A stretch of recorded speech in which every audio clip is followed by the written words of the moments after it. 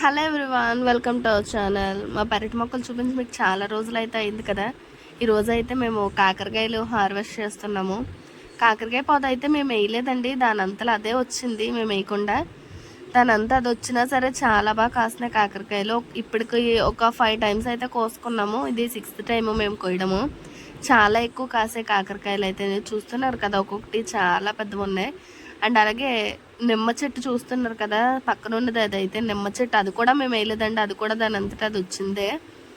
So నిమ్మకాయలు కూడా చాలా ఉన్నాయి. నిమ్మ మొక్క మీదకైతే ఇలా కాకరపోత ఎక్కేసింది. చాలా ఎక్కువ నిమ్మకాయలు కూడా మీకు వీడియో తీసి షేర్ చేస్తానండి. నిమ్మకాయలు కూడానే అవి కూడా ఎలా కాసినాయో చూద్దరు కానీ మీరు ఒకసారి. చూస్తున్నారు కదా, నేను మా తాతయ్య అయితే కలిసి ఇలా కాకరకాయలు అయితే కోసాము.